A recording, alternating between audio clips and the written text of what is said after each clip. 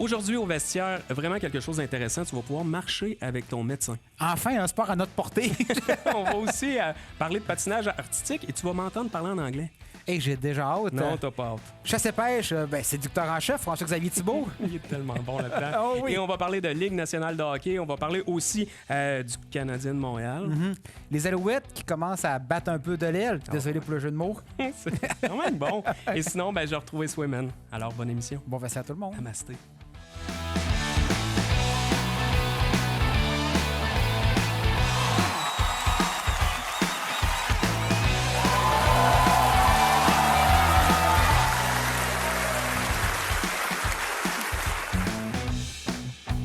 Le vestiaire vous est présenté par Hyundai Jean-Roch Thibault et Microbrasserie Charlevoix.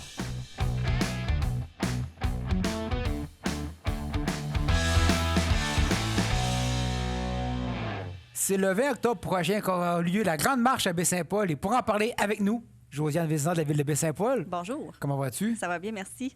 Donc, Nous, on est des grands marcheurs, OK? C'est pas mal le seul sport qu'on est bon. exactement. Fait qu'on est content d'en parler aujourd'hui.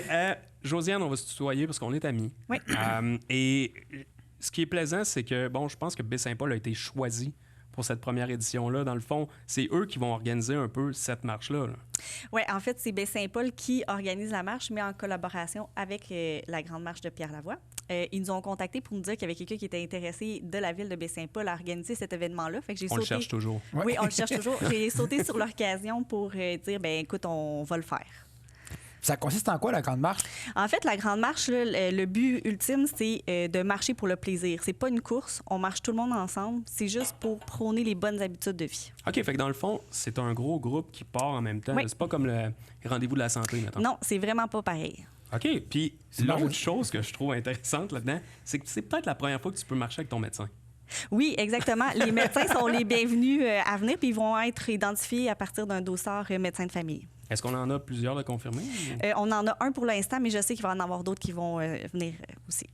Parlons un peu justement de l'implication des médecins. C'est rare qu'on les voit s'impliquer publiquement, on va dire, ou tous regroupés ensemble lors d'un événement. Oui, en fait, c'est le regroupement des médecins qui investit dans cette activité-là. Donc, c'est leur moyen à eux là, de prôner l'activité physique. Le GMF Baie-Saint-Paul, essentiellement.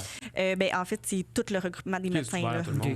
Du Québec, il y en a partout. Là. Dans le fond, le 18, 19, 20, il va y avoir des marches partout au Québec. OK, c'est simultané. C'est en même temps. On va avec la Fédération des médecins et des patriciens du Québec. Si Exactement. Oui, répète-les 4 fois, voir. Correct. Ça va être correct. Hey, sais-tu moi où il se passe quelque chose de vraiment très, très agréable à Baie-Saint-Paul? Tu sais, je veux dire, on a eu... Il y a les remparts, il y a le spectacle de lutte qu'on aime ou qu'on n'aime pas, il y a le patinage artistique, là, il y a la marche. On dirait que Baie-Saint-Paul a vraiment la cote de ce temps-ci. T'as oublié le vestiaire? Non, mais le vestiaire, ça fait des années. Okay. Nous, on était comme avant-gardistes. Dis-moi, est-ce que vous le sentez, vous, à la ville de Baie-Saint-Paul? Il y a plus d'activités, effectivement, puis il va y avoir aussi éventuellement une activité là, pour l'Halloween qui va sortir bientôt. Tu vois? On vient d'aller chercher On a un scoop en plus. On a un scoop. Est-ce que pour participer à cette marche-là, il faut s'inscrire ou on peut se présenter le jour de l'événement? L'idéal, c'est de s'inscrire sur le site parce que nous, ça nous dirige un petit peu combien il va y avoir personne, puis il va y avoir un cadeau qui va être remis à chaque marcheur. Dis pas le cadeau. Non, pas le cadeau, c'est une surprise. Et puis, dans le fond, si vous voulez venir la journée même, vous pouvez. Mais idéalement, inscrivez-vous comme ça peut faire des meilleures statistiques. Ça se déroule où?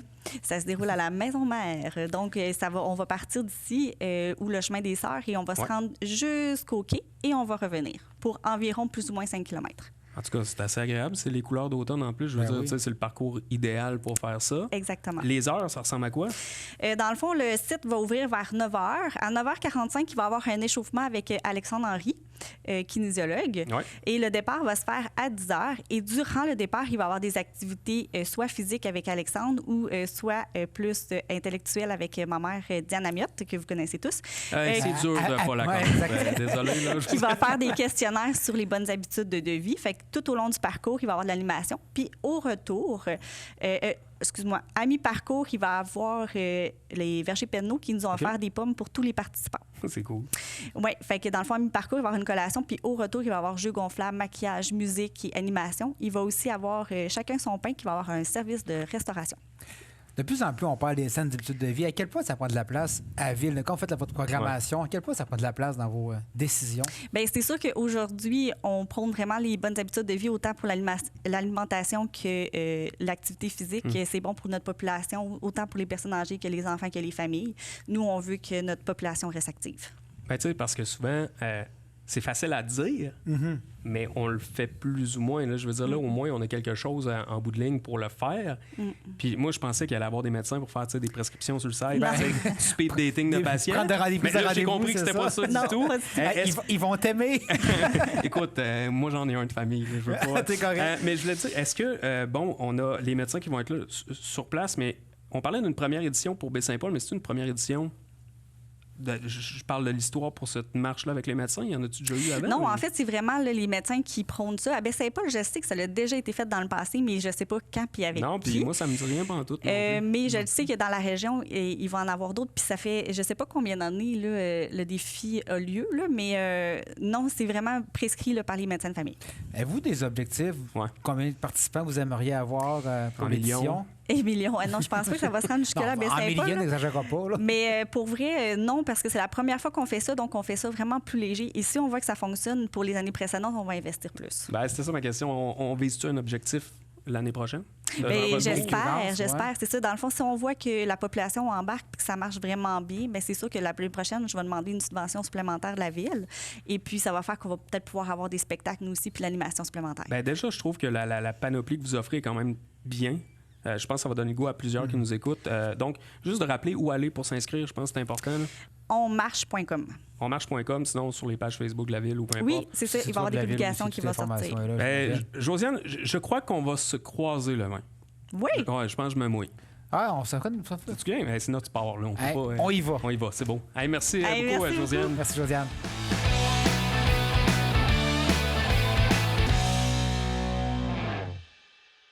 Sport local, Philippe, tu as assisté au spectacle du 50e anniversaire du Club de patinage artistique de Baie-Saint-Paul. Je pense en bon français que tu as pogné de quoi. Ben, je pense qu'on était plusieurs à avoir vécu un beau moment. Tu n'étais pas là? Malheureusement, je peux t'as pas être là. manqué un excellent spectacle à l'Arena Luc et Marie-Claude. Pour vrai, j'ai tombé en bas de ma chaise. C'était de la haute voltige avec des champions du monde. Pour vrai, c'était vraiment très, très impressionnant. Et sais-tu ce que j'ai appris, Mathieu? Vas-y. Nous ne savons pas patiner.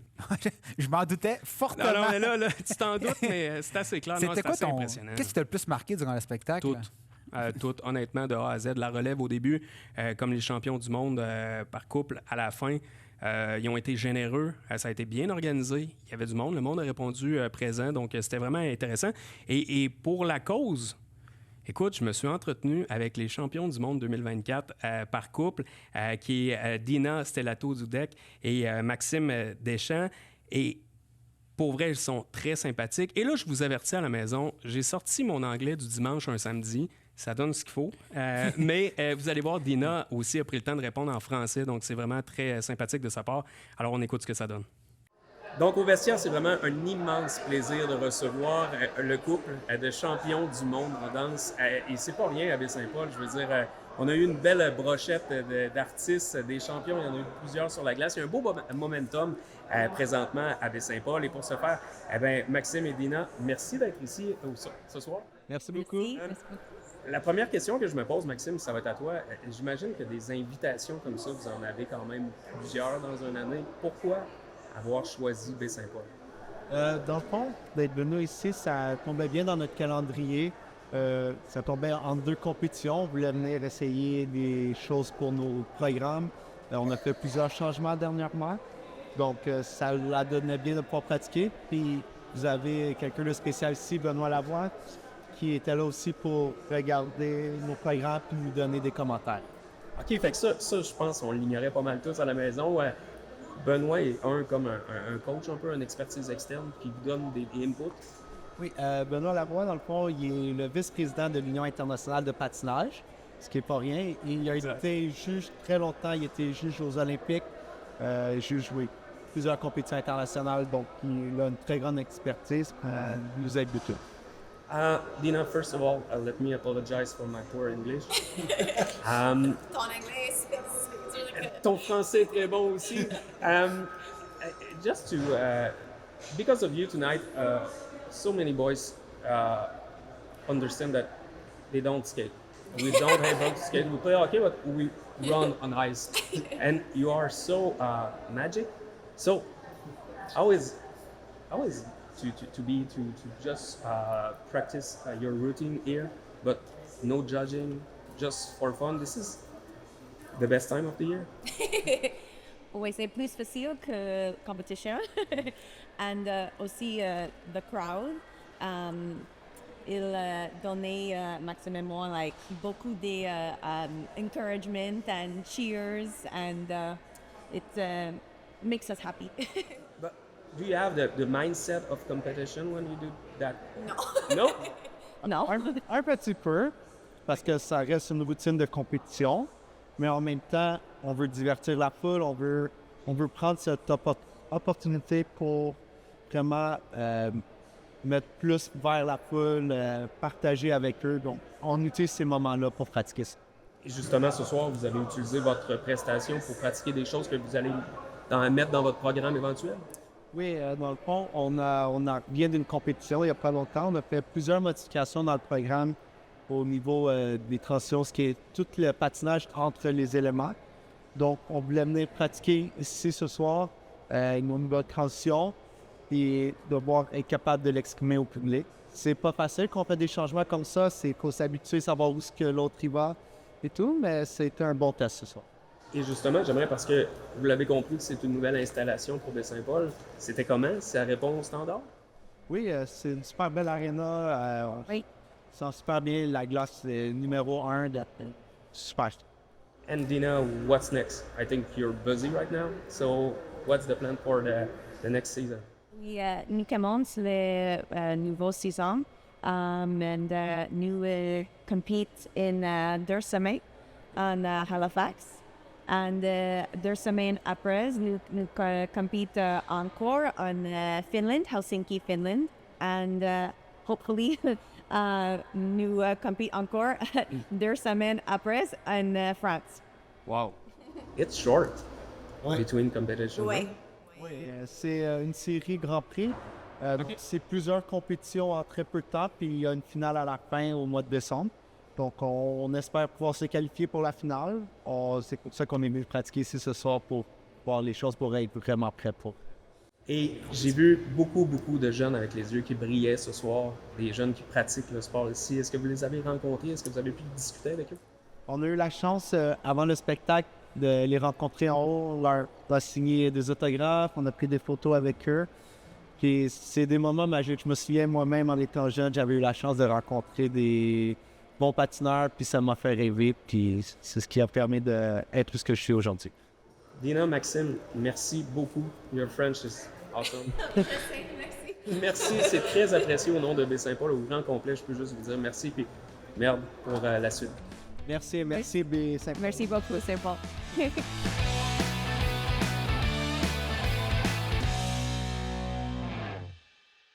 Nous sommes maintenant rendus à la portion chasse et pêche et tu sais, nous, on triple l'automne parce que c'est le sport majeur et tout, mais je sais qu'il y a beaucoup de chasseurs qui sont contents parce que le 12 octobre, c'est le début de la chasse à l'arme à feu. Et pour nous en parler, FX, j'imagine que là, on est fébrile. C'est comme Noël au jour de l'an. Un drôle de pistolet, faire un jeu de mots.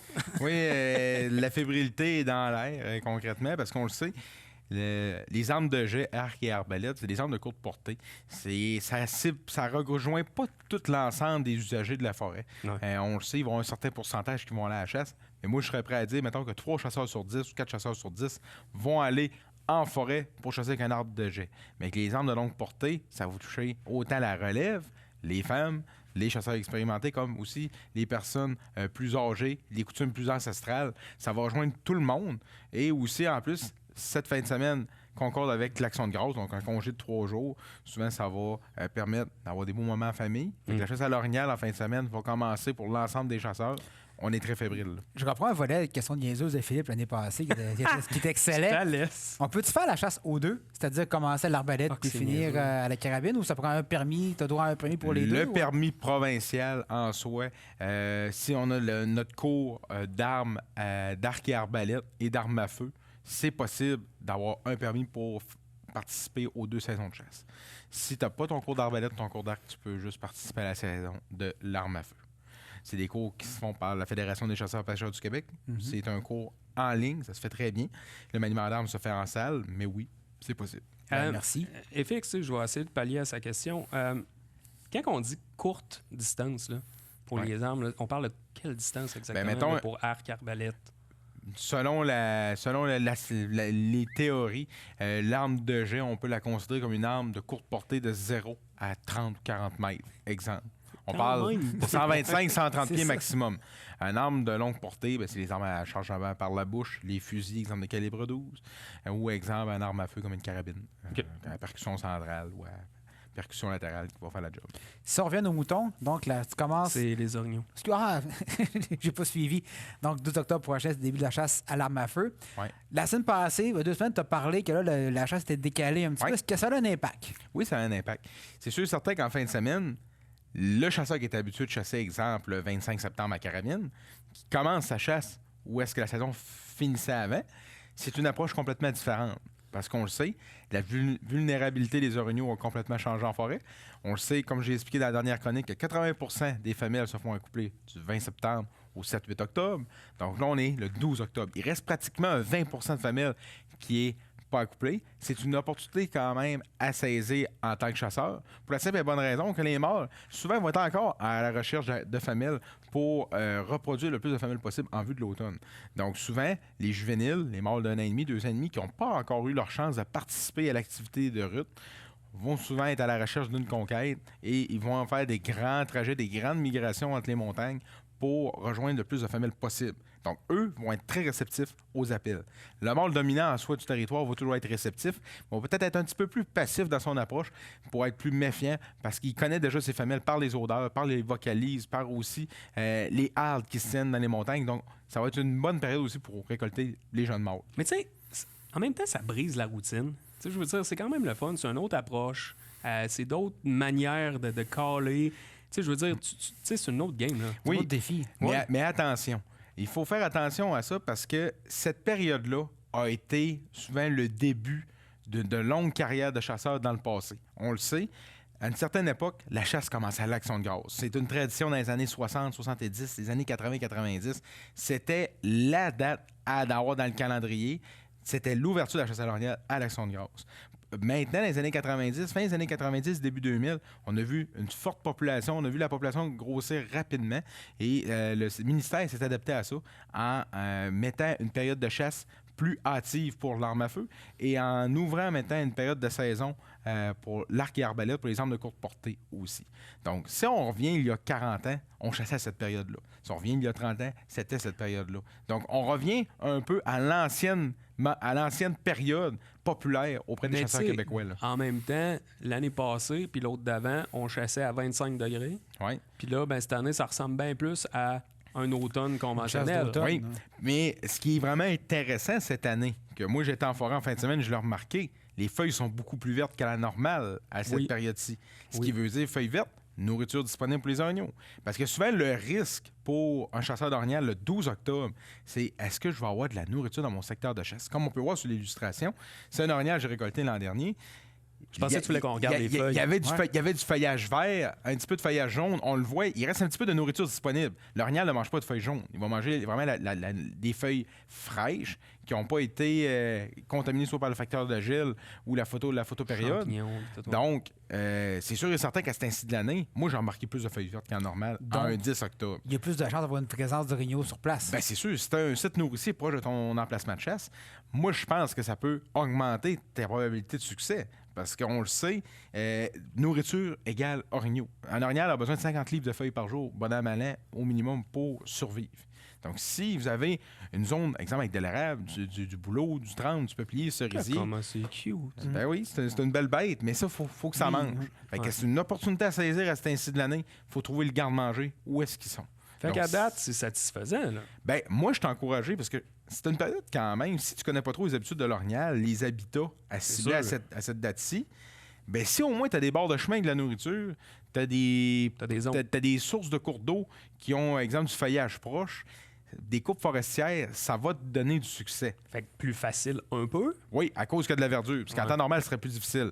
Mais il faut quand même comprendre que l'habitat de l'orignal en soi, ça reste la base du 1er septembre au 15 octobre. C'est juste qu'à cet ainsi de l'année, si, exemple, on n'a pas de verdure, il faut cibler les ouvertures où ce qui peut peut-être avoir des framboisiers encore avec des feuilles, mais aussi des forêts matures de sapins baumiers. Pourquoi la forêt mature de sapins baumiers? C'est que le sapin va avoir une meilleure résistance à la lumière dans les couverts de sous-étage. Donc, vont souvent être capables de garder des petites verdures par-ci, par-là disponibles en dessous des sapins. Je parle pas des petites forêts là, communément appelées de Saint-Michel, le petit sapin. On parle d'un sapin de 17 à 22 mètres de haut, avec une bonne circonférence, qui va être espacé, des vraies vieilles forêts, des sapinières matures, qui vont être faciles à naviguer entre les arbres pour circuler. Ça va être très facile. Puis les oignons vont s'établir des canaux de déplacement, mais il va y avoir peut-être en périphérie une source de nourriture. Il va peut-être avoir aussi un petit ruisseau intermittent dans la montagne. C'est des habitats à cibler aussi à cet ainsi de l'année, parce qu'ils sont en mode repos. Si on passe à la situation actuelle, donc là, actuellement, c'est la chasse à l'arbalète. As-tu des commentaires? Comment ça se déroule? Est-ce que les prix sont bonnes? Ouais, parce que chaque année, j'entends, c'est la pire année. C'est toujours la pire année de l'histoire, c'est ça? Je vais comparer un petit peu au hockey. La population, on comprendra pas. La population d'orignaux actuellement est en reconstruction. Actuellement, on le voit, il y a des endroits qui sont en augmentation, d'autres endroits qui sont en diminution, il y a des endroits qui c'est stable. Fait que c'est sûr et certain qu'il y a des endroits que les gens ont eu de l'excellent succès à l'arbalète. Mais moi, de ce que je remarque, c'est que les gens, oui, vont encore à la chasse à l'arbalète, mais ils sont de plus en plus, je dirais, partants pour aller davantage à la carabine. Parce que là, les gens, souvent, il y en a qui n'ont pas leur cours, il y en a qui ont leur cours. Là, maintenant, dans les ex, c'est rendu un orignal, exemple, pour 3 ou 4 permis. Fait que souvent, les gens disent « Ah, regarde, on est bon. On est un que deux qui a notre cours d'arbalète, on va plus aller à la carabine. » Parce que là, tout le monde a leur cours. Fait que là, ça permet d'avoir des meilleures probabilités de succès, puis aussi d'être légal en soi, exemple, quand tu chasses dans l'ISEC. Puis du côté des pourvoiries, ça n'a pas changé. FX, en terminant, le ministère a changé les dates. Est-ce qu'il peut revenir? C'était-tu coulé dans le temps? Bon, sur les 3 prochaines années, ça va être ça la date ou l'année prochaine, ça peut revenir, mais un plan de gestion en soi, ça dure environ entre 5 et 7 ans. Souvent, c'est 7 ans. Fait que je pense pas qu'ils vont changer dans les 7 prochaines années. Fait que c'est pour ça que les chasseurs doivent commencer à se préparer mentalement, à chasser dans le post-rut dans les prochaines années. Et le meilleur conseil que je peux donner à un chasseur d'orignal en vue de l'ouverture de cette semaine, c'est de mettre des appels de femelles, marcher quand même proche des transitions d'habitants entre les forêts matures et les sites nourriciers, essayer d'être très patient et de ne pas trop être provocateur, parce que les orignaux ne sont pas en mode reproduction et agressivité totale comme au 15 septembre ou au 20 septembre. Ils vont être plus passifs, un petit peu plus nerveux, peut-être plus émettre des appels de femelles, peut-être émettre un petit peu plus des appels de prise de contact comme un muet. Ou peut-être aussi peut-être aussi craquer des branches. Ça peut paraître niaiseux, mais un craquage de branche, ça fait pas peur à un orignal, ça le sécurise. Si on marche dans l'eau puis qu'on voit qu'il n'y a pas de vent, piler dans l'eau, faire des pas d'orignal dans l'eau et mettre un appel de femelle, par exemple, qui marche dans l'eau, ça peut imiter une femelle justement qui est prête à l'accouplement. Exemple, un bon petit cri de femelle.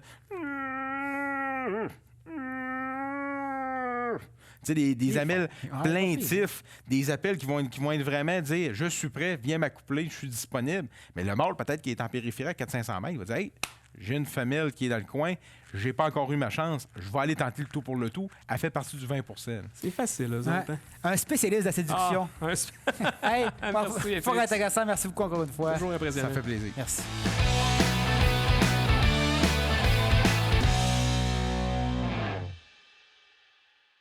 C'est maintenant mon segment préféré, celui où on radote de tout et de rien, c'est-à-dire les ligues majeures. On radote avec classe. Avec classe. Avec classe, bien dit. Et on va parler, bien sûr, t'as qu'à radoter, on va parler du Canadien de Montréal. L'éléphant dans la pièce. Oui, quasiment. Écoute, c'est la fin du camp d'entraînement.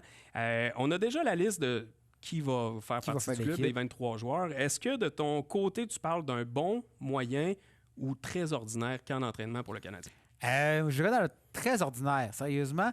C'est un camp bizarre. Il y a comme eu 2 matchs au début, ça a bien été. Après ça, parce qu'il gagnait. C'est ça. Mais votre saison. Ça a comme dégénéré. Tu sais, normalement, ça, c'est vrai. ton dernier match de camp d'entraînement, tu as 90% de ton équipe qui est là. Puis il y avait à peine d'overrack, quelques partants. J'ai pas compris. Mais en fait, oui, j'ai compris la logique de pas vouloir blesser des joueurs clés et compagnie, mais j'espère que ça n'impactera pas la préparation. en même temps, je comprends ce que. Puis, tu sais, c'est vrai que ça a brassé pas mal. Peut-être que si ça n'avait pas brassé, on l'aurait mis notre formation quasi partante. Puis, je te dirais qu'on s'en est parlé déjà, il y en a trop de matchs. Ben, 6 Il matchs. y en a trop. Moi, je ramènerais ça à 4 Puis, c'est quoi? maximum. Pour là. une des rares fois, l'idée de la Ligue nationale est bonne. On coupe 2 matchs préparatoires, on vous le remet en match régulier. Ben, absolument. Au lieu de 82, on a 84 matchs. Tout le monde fait de l'argent parce qu'ils en ont besoin. Puis, il y a moins de matchs préparatoires. Mais encore là, le premier, deuxième, troisième match, les jeunes qui veulent se prouver vont se prouver quand même. Puis, tu sais, t'as une formation. L'équipe qui joue sur la route a pratiquement pas de partant. Tu sais, c'est des. Toronto, quand c'est venu jouer à Montréal, c'était quasiment risible la formation qu'il y avait. Il y a aussi le bassin, là, tu sais, je veux dire, jouer Ottawa, Toronto, puis, tu sais, je veux dire, on n'a pas vu grand-chose non plus. Fait que c'est sûr, ça crée Mais une rivalité. T'as Là. des gelées à remplir aussi à quelque part. Tu sais, c'est Aussi. ça le problème, c'est que tu ne vas pas brûler tes joueurs, tu vas en protéger quelques-uns. Puis l'autre affaire aussi, c'est que les joueurs, ils arrivent, ils passent l'été à s'entraîner. À cette heure, Tu sais, oui. À l'époque, Oui. on disait qu'il arrivait quelqu'un Pour qui a se une bedaine mettre de en bière forme, au là. camp d'entraînement, Mhm. mais ils arrivent, sont déjà prêts. Donc, ils ont-tu vraiment besoin de Non. 6 matchs Non. pour se mettre en game shape, en bon Ah non, français? c'est là? sûr que non. C'est, en tout cas, moi, personnellement, j'ai trouvé que c'était un camp bizarre. Je ne Ouais, sais pas si l'équipe est vraiment prête. L'avantage numérique a été anémique. On n'a pas vu vraiment de créativité. De ton côté, je ne sais pas si tu as suivi Ben, un peu en des fait, matchs. c'est un camp d'entraînement pourri. Pourri parce que, comme tu dis, on a essayé plein de choses qui ne fonctionnaient pas. Moi, j'en aurais profité pour travailler l'avantage numérique puis de dire un peu, bon, on va établir notre structure puis on va y aller devant. Puis en plus, pourri parce qu'on a perdu notre meilleur joueur. Puis c'est comme si l'équipe s'était pas remis. C'est comme Puis si je à pense partir pas de qu'elle la va s'en remettre. blessure de l'aîné, l'équipe s'était comme effondrée. Jacka, il a couru après tout le monde. Il a voulu faire sa loi en guillemets. Puis je comprends son rôle. Heureusement, il a fini avec un bon match. Tu sais, à Ottawa, il faut donner ça au moins. Oui, mais tu sais, il a joué un peu de hockey rendu là parce qu'il s'est C'est pas ça. fait expulser. C'est ça. là. Puis je pense que, tu sais, il est à la limite de... Si tu comprends pas tout de suite, tu vas comprendre plus tard. Il faut pas que tu fasses ça. Puis les arbitres aussi étaient en camp d'entraînement. Je pense que ça, on l'a compris. C'est pour tu ça sais. que le Canadien a perdu. Non, Ah, mais ok, l'arbitrage était un peu inconstant. Gardez vos arguments pour la saison, s'il vous plaît. Sinon, bon, ben, il y a eu des retours à la balle. On parle de Joshua Roy.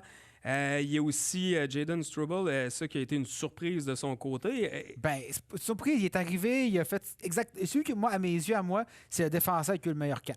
L'année passée, il a joué, il Constant. s'est fait de la surprise, il a été constant, effacé, mais c'est ça qu'on veut d'un gars comme lui. Ouais, un il était défenseur fiable, qui surtout soit qu'il était effacé, fiable. là. Ça veut dire qu'il n'a pas donné était de but. fiable, ben, c'est ça. Mais tu veux pas que Lennon soit effacé.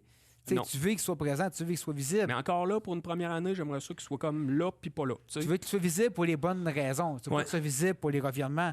Mais Joshua Roy, je pense que c'est une petite leçon d'humilité pour lui. Oh, il entièrement d'accord avec toi. Semi Kapanen qui a C'est fait... pourri son camp, là. Je veux dire, il n'y a rien fait de fou, là. C'était plus qu'ordinaire, là. Semi Kapanen, qui est arrivé, Ligue finlandaise, qui a réussi à...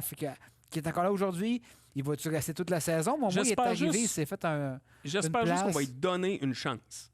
Tu sais, de le mettre sur un bon trio offensif pour qu'il ait une chance et non pas sur le troisième, quatrième. Je pense qu'on va le perdre parce que Ben, lui, sa place, ça va être là. c'est tu sais. dangereux parce que si Ben- on le gardait pas, il est retourné en Finlande. Oui, mais ça reste un joueur fiable, Oui. qui est bon à peu près dans tout, mais qui excelle en rien.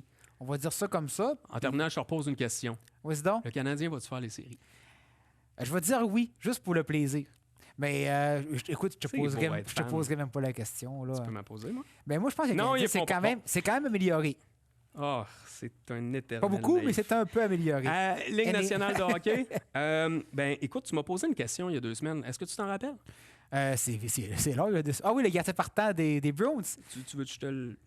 Ben, vas-y donc, quelle est ta Ça réponse? sera, Tu peux me répondre 2 semaines plus tard. Ben, j'attendais. Je trouvais que tu allais trop vite en affaires. Ça va être Swayman puis Corpissalo. Voilà, c'est réglé. Mais enfin, c'est réglé. Au moins, il n'est pas réglé à 10 millions, là, mais au moins, c'est Non, réglé. puis en tout cas, personnellement, je pense pas qu'il fallait que ça arrive à 10 millions parce que là, t'es fait pendant 4, 5, 6 ans. Tu sais, je veux dire, tu peux pas tout mettre tes œufs Puis, dans le même panier. T'as pensé quoi de la sortie Parfaite. du président? Ah, moi, j'ai aimé ça. 64 belles Ouais. millions de bonnes raisons de signer avec nous autres. Puis écoute, ça veut pas, je pense, ça a fait progresser les choses. écoute, On a ben, entendu parler. L'agent, il a dit qu'il n'avait pas reçu l'offre. Visiblement, elle Ben, tu est l'as, là, arrivé pas longtemps après. Il est là. Facebook. tu sais. Il a signé un peu plus, ça, mais écoute, ça a été, Matt, bonne chose à régler par contre. oui, je suis entièrement d'accord. Quelles sont les équipes qui seront sous pression cette année? Ben, moi, Oui, il y en a une, juste une. ben, vas-y, je te laisse aller. Une et demie. OK? Toronto, Edmonton. Ben, écoute, ils vont être sous pression, mais durant Mais là, la t'as saison, pas le ils vont choix. être là. T'as pas le choix de Mhm. viser à la finale. Là, je veux dire, Puis Edmonton, t'as pas le choix de la gagner, la finale. Écoute, il faut qu'ils fassent un chemin en série, ils n'ont pas le choix. Puis Là. Toronto, écoute, ils ont signé Pacioretty, le Messi. Je veux dire, c'est l'éternel recommencement. Puis je vous le dis à la maison, allez écouter l'émission Face-Off. Je sais pas si tu as eu la chance de l'écouter. Non, pas encore. Sur Prime, c'est justement, on suit les capitaines des équipes, on voit vraiment des choses qu'on n'a jamais vues auparavant. Et on parle de Nylander qui dit, tu sais, chaque année, on dit, l'année prochaine, ça va être la meilleure. Ça va, c'est l'année prochaine. Il dit non, là. T'sais, il dit un mot que je peux pas répéter à la télévision, mais il dit là, ça serait temps. Là. Si ça paye popette, c'est le temps. Ouais, si ça paye popette. Je pense que c'est ça qu'il a utilisé. Toi, de ton côté? Moi, j'en vois 3, je te dirais. Les Kings, qui sont vraiment sur la fine ligne. Là, ils sont entre, pas dans le mix. Ouais, ils sont à la limite. Il faut qu'ils progressent. Les sénateurs. Ouais. Les sénateurs aussi se doivent de vraiment, là, je te dirais, crois, de s'améliorer. Moi, au moins, il y a quelqu'un d'un but. Il faut lui donner ça. Puis finalement, Pittsburgh. Et sinon, des joueurs à suivre.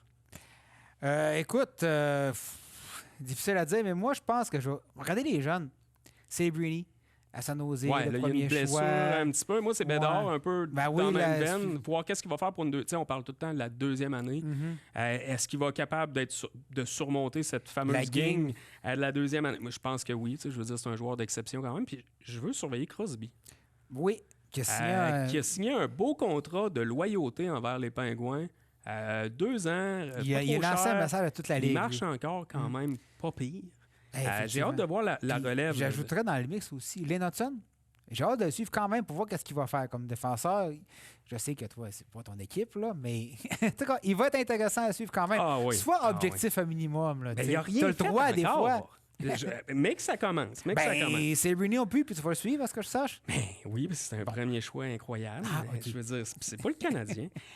Écoute, on va parler rapidement, en terminant, des Alouettes de Montréal qui, eux, de leur côté, il y a un petit creux, mais quelle belle saison, pareil. Oui, une saison exceptionnelle. Écoute, une fiche de 11-3-1. Vraiment une très belle saison, mais il y a un petit mou. Depuis 3-4 semaines, là, ça va moins bien. L'attaque n'est pas capable de s'imposer. La défensive se fait découper littéralement pourtant, par la course. On a le même personnel. Je veux dire, je pense que là, c'est là que le coach va rentrer un peu dans la... il faut, parce que l'année passée, ils sont arrivés en série avec le momentum. Ils sont rentrés dans la série... Mais avec aucune pression.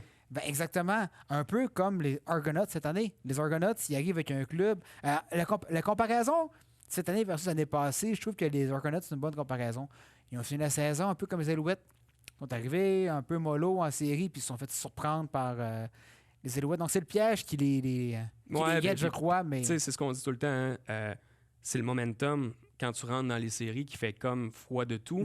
J'ai hâte de voir s'ils seront capables de corriger les manquements qu'il y a en défensive à l'offense pour être capables de performer en série. Mais ça reste la Ligue canadienne de football. C'est ça, d'autant plus qu'il va y avoir une semaine de congé en plus. Oui, puis j'espère qu'ils vont l'apprendre. Puis, tu sais, Mathieu, des fois, tu dis je suis une mauvaise foi. Là. Je le dis souvent. En fait, tu dis à chaque fois qu'on a une émission ensemble. Et j'ai raison. Mais non, je vais te prouver en ce moment-ci que tu as tort.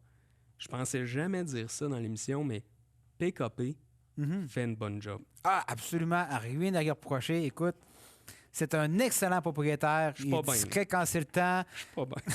Je suis pas bien. Mais pour ce dossier-là. Ouais, écoute, on va voir ce que ça va donner. On leur souhaite du succès et puis on va surveiller ce qui se passe dans la Ligue nationale de hockey. Ça, c'est sûr. On va en reparler encore et encore. Et on va pouvoir dire que Lane Hudson, c'était un peu de paille. Écoute, Phil, encore une fois, c'est une émission fort intéressante. Merci, Matt. Mais j'apprécie beaucoup ta bonne foi. Puis nous, on se revoit dans 2 semaines au prochain festival.